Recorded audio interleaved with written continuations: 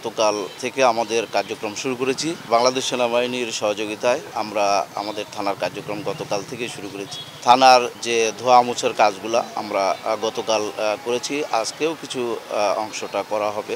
ইতিমধ্যে বিদ্যুৎ লাইন ছিল না, বিদ্যুৎ লাইন আমরা সংযোগ দিয়েছি। আনুষঙ্গিক যে লজিস্টিক সাপোর্টগুলো, সেই লজিস্টিক সাপোর্টগুলো আমরা যদি পেয়ে থাকি, যেমন আপনার আমরা টাইপ করতে কম্পিউটার বা আনুষঙ্গিক আরও অনেক কিছুই আছে, এগুলো আমরা পেয়ে গেলেই আমরা ইনশাল্লাহ আশা করছি যে আমরা 2-1 দিনের ভিতরে আমরা পুরোপুরি আমরা থানার কার্যক্রম শুরু করতে পারবো।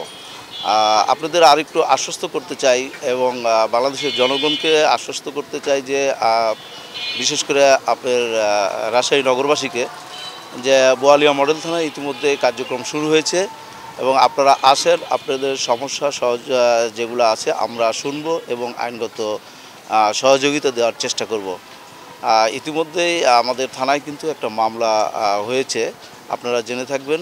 আমি আশা করছি যে পুরোপুরি শুরু করতে হয়তো আরও কয়েকদিন সময় লাগবে। সেনাবাহিনী এই থানাতে ডিপ্লয়মেন্ট হয়েছে তখন থেকে এখন পর্যন্ত আর কোনো রকমের দুর্ঘটনা বা কোনো রকম বিশৃঙ্খলা ঘটিত হয়নি। তো আশা করি আস্তে আস্তে অবস্থা স্বাভাবিক হয়ে যাচ্ছে। গতকাল পর্যন্ত আমাদের জানা মতে তদন্ত ইন্সপেক্টরের সূত্র মতে আমরা যতটুকু জানতে পেরেছি, এখানে সর্বমোট সদস্য থাকার কথা হচ্ছে 83 জন। তার মধ্যে সন্ধ্যা পর্যন্ত 75 জন এখানে সদস্য জয়েন করেছে। আশা করি আজকে 11টার মধ্যে বাকি জনগণরা এখানে জয়েন করবে।